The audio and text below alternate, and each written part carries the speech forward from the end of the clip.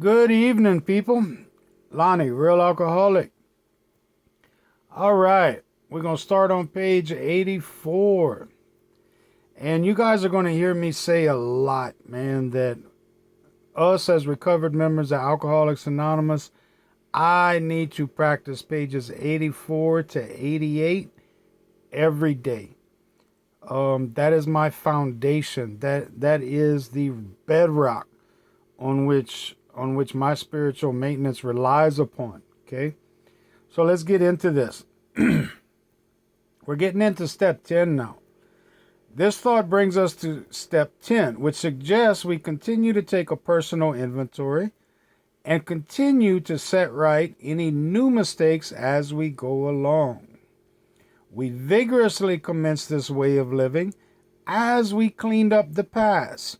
Okay, so we're doing our nice steps, right? We're making our amends now. That's an active part of our life. And we're going to do this step 10 as we're cleaning up these things from our past.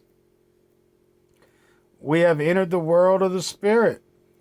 Our next function is to grow in understanding and effectiveness. This is not an overnight matter. It should continue for a lifetime. All right, here we go, right there. We have a lifetime of practicing these principles. They are not one and done. My steps 1 through 9, man, I did those, and maybe there might be one or two things in a resentment that might crop up in the future, but pretty much once I've made amends on those, that's it. It's water over the bridge, right? We've done our part to clean up the past in that certain situation. Okay, so now I've got this blueprint. I've got this design for living that's going to continue for a lifetime. I'm going to continue to watch for selfishness, dishonesty, resentment, fear. All right. I'm going to continue to do my 4-step. I'm going to continue to do this. I'm going to do it on the fly. Step 11 later is going to tell me that when agitated, I pause. Okay. I can do this 4-step on a daily basis. I have to do it on a daily basis as part of our program. But I'm going to continue to watch for this selfishness. Remember, selfishness is the blanket term for all these character defects. So when I see a character defect crop up, what do? When these crop up, we ask God at once to remove them. What? There's my step 6 and 7. Okay? I'm doing that on the fly. I'm doing that at night when I do my inventories. So you can see we're doing a repeat of step 4. We learn the process. Who, why, what instincts are being threatened? Am I jumping into fear? Do I pray for this person because, like me, they are sick too?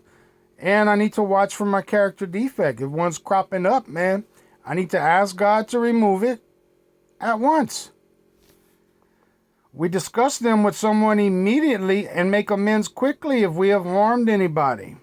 So, man, if I got a character defect that's really bugging me, man, and I need to talk to somebody, I'm going to do a 5th step on it. And if I acted in a character defect and it harmed somebody, I have to do an 8 and 9. Johnny on the spot, right there. And look, it takes some practice, man.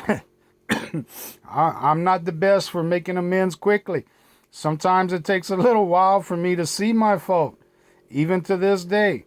But it's something we practice, guys. We're going to practice these steps, these principles, okay, on a daily basis. Then we resolutely turn our thoughts to someone we can help. That's our step 12. Love and tolerance of others is our code.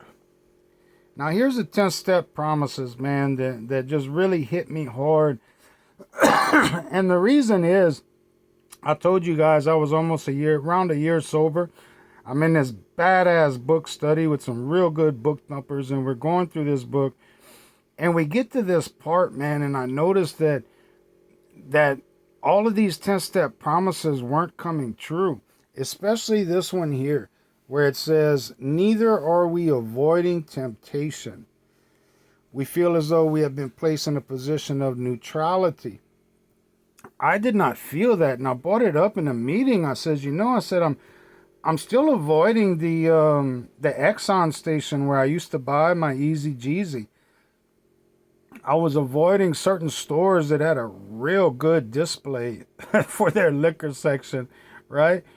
And I just knew, I knew I was still fighting it because everything I did in Alcoholics Anonymous, man, my meetings, going through the steps with sponsors, 12-stepping people, helping start a sober house, man, all of that was because I was afraid if I didn't, I was going to drink again. And to a certain extent, that's true. Okay, to a certain extent, man, we got to have our sponsors. We got to go through these steps.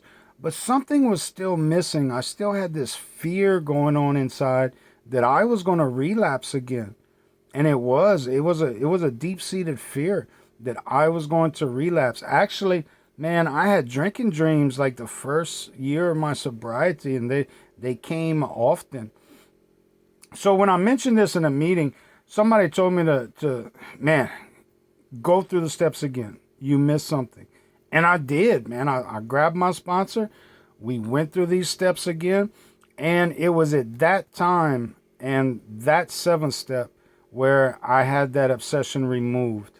I walked out of there and I was in a position of neutrality. I felt safe and protected. It's hard to explain what happened. If you've been there, you know what I'm talking about. But anyway, so here are some promises, man, that by the time we get to this step 10, okay, we have ceased fighting anything or anyone, even alcohol. Now, this fighting anything or anyone, that's exactly what it says. We're going to stop fighting anything or anyone, even the alcohol. For by this time, sanity will have returned. Whoop, whoop. Big promise right there. Sanity will have returned. I don't understand, man. I'm kind of confused. I don't think I want to be judgmental anymore. I just want to say there's a lot of things I hear in these rooms that confuse me. I get confused when I hear people say they're 5, 6, 10 years sobriety and they're still insane. You know, I understand their point. They're making a little funny joke. But you know, the truth is my insanity in that 2nd step was the fact that I could not stay away from the first drink. That's the insanity that God was going to restore me. He was going to free me from that insanity. I came to believe that a power greater than myself could restore me to sanity. My insanity was the fact that I kept reaching for that first drink. And so by this time, man, by the time I get to step 10, my sanity will have returned. And here's how we know. We will seldom be interested in liquor. Let me read that again. We will seldom be interested in liquor. If tempted,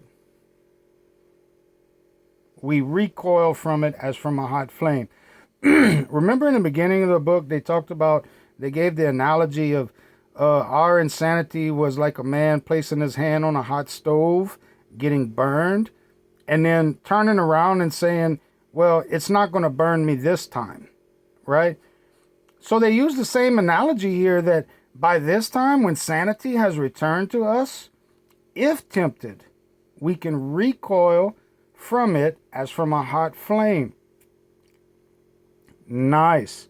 I no longer do that insane shit and keep burning myself. I've been restored to sanity. It says we react sanely and normally. Whoa. You mean an alcoholic? We're going to react sanely and normally? To what? To a temptation.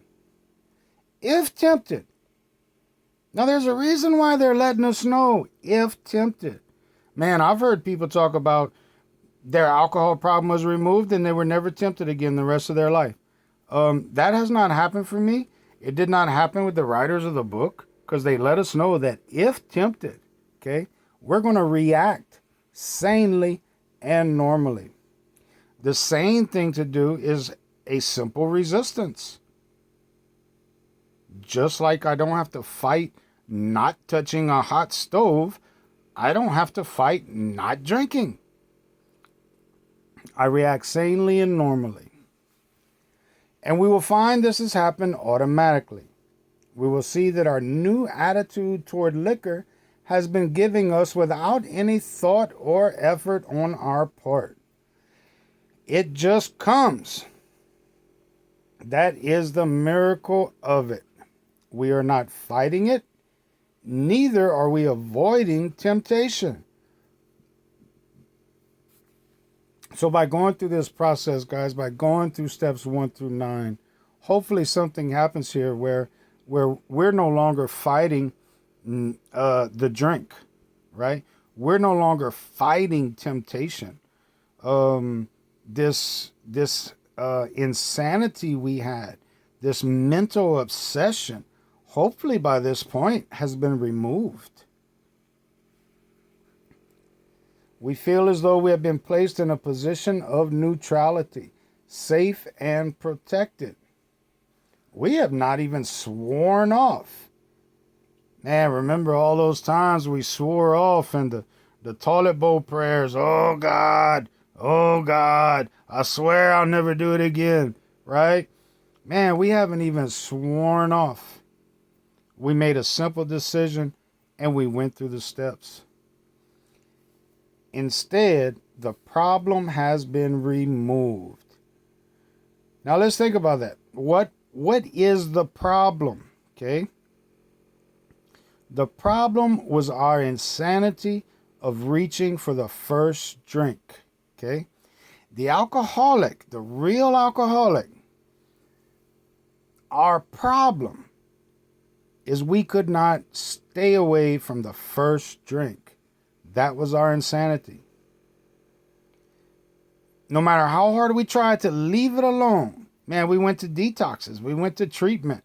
We did all these geographic cures. Whatever we did to try to leave alcohol alone, knowing full well that man, it's probably going to burn me this time, but man, maybe not, right?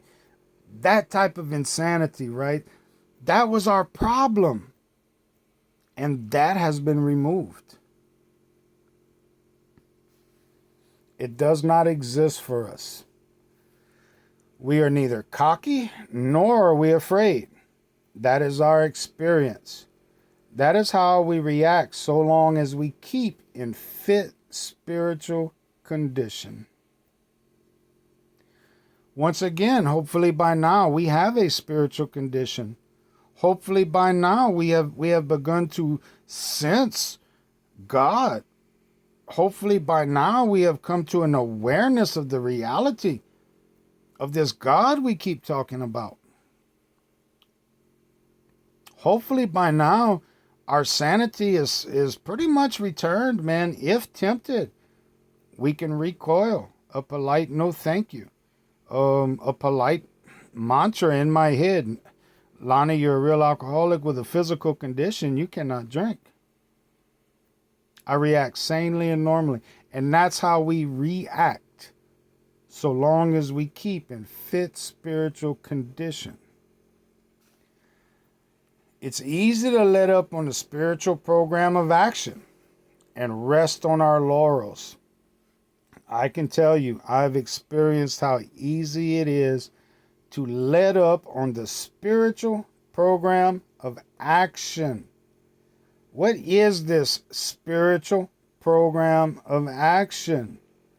The spiritual program of action is my third step when I actually pray.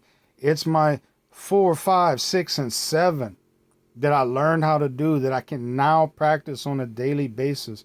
The action of actually making an amends, making some restitutions, making some reparations, right? This program of action. It is easy to let up on that. So remember that, guys. This is why I reinforce pages 84 to 88. We got to learn it. We got to live it. We already know the outline. Okay, we were given an outline. We went through steps 1 through 9. We see how to do it now. We see what this spiritual program is. I call it the spirituality of AA. Okay? We see this, what this spiritual program is. So we cannot rest on our laurels when it comes to doing 4, 5, 6, 7, 8, 9, 10, 11, 12. We cannot rest on our laurels. For we are headed for trouble if we do. For alcohol is a subtle foe. Oh, it's subtle. We are not cured of alcoholism. Meaning, if I put alcohol in my body, I will get the craving. That does not go away. This physical condition is always there. That is not cured. Okay? My alcoholism, my tendency, this mental obsession, okay? I got a reprieve, it told me. We're not cured of alcoholism. What we have is a daily reprieve contingent on the maintenance of our spiritual condition, okay? So the maintenance of my spiritual condition is watching for my character defects, doing a step 4 on the fly, doing a step 6 and 7, maintaining my spiritual condition, watching for my character defects, asking God to remove them, asking God to give me the strength to maybe show a virtue, the opposite of the character defect. So what we have is a daily reprieve contingent on the maintenance of our spiritual condition. Every day is a day when we must carry the vision of God's will into all our activities. This is practice these principles in all our affairs. Okay? Every day is a day when we must carry the vision of God's will into all our activities. Work, job, home, AA meetings, church, you run a marathon, man, we're going to practice these principles. We're going to watch for these defects of character wherever we go. How can I best serve thee? Thy will, not mine, be done. These are thoughts which must go with us constantly. Which must go with us constantly. How can I best serve thee? Thy will, not mine, be done. And we're going to get some practice in the step 11 on thy will, not mine, be done. And each situation is different. It can be real difficult of what is God's will in this situation. All I can say to that is I know for sure God's will is not to operate in a character defect. God's will is not to be fearful. I know God's will is to grant me some courage so that I can manifest a virtue, the opposite of the character defect. Now, whatever that looks like is different for each and every situation. So we have to keep this in mind. How can I best serve thee? Thy will, not mine, be done. These are thoughts which must go with us constantly. We can exercise our willpower along this line all we wish. It is proper use of the will. Whoa. We can exercise our willpower. Oh my goodness, I was powerless in step 1. Now they're telling me I have some willpower? Yeah, man. God gave us brains to use. We react sanely and normally. We start reasoning, people. We start using some sound reasoning and some prudence in our reactions to life. And with this attitude, in this situation right now, God, how can I best serve thee? Okay. We can exercise our willpower. If our motives are clean, if we're not acting in a character defect, then we can exercise our willpower. God will assist us, will give us the strength to do what we call the next right thing. And that's proper use of the will. Is when my will lines up with thy will, that is proper use of the will. And we'll receive all the strength we need to accomplish these things. So much has already been said about receiving strength, inspiration, and direction from Him who has all knowledge and power. We receive strength, we receive inspiration, we receive direction from Him. Remember, our goal is to get a relationship with God. Our goal as sponsors is to lay this out in a manner that hopefully our sponsees will get their relationship with God. Let's see. If we have carefully followed directions, okay, they gave us some directions. So if we carefully follow them, we have begun to sense the flow of His Spirit into us. To some extent, we have become God conscious. What? To some extent. We still got some practice, guys. We still got some experiences to go through. But to some extent, by the time we get to step 10, to some extent, we have become God conscious. We had made a conscious contact with God. We have begun to develop this vital sixth sense. I'll let you guys mull that one over. We have begun to develop this vital sixth sense. I've got a footnote here for page 27. But we must go further, and that means more action. All right. So we're not done. We still got more action to do. It's an action program, guys.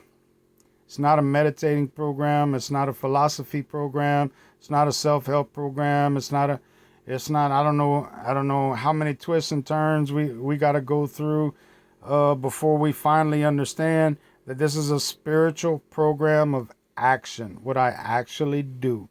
It gave me a practical application of some spiritual principles so that I can recover and stay recovered from a chronic disease of alcoholism. Great, guys. So just to recap, man, I hope it's clear that this step 10, okay, is I am repeating 4, 5, 6, 7, 8, 9. I'm repeating these on a daily basis. I'm watching for my character defects. When they crop up, I ask God to remove them and replace them. I share this with somebody. I have some 10-step buddies. Almost every night we have a little small meeting. If I harm somebody, I try to make amends as best I can, as quick as possible. Help others. Awesome people. Okay, next time, step 11. Take it easy.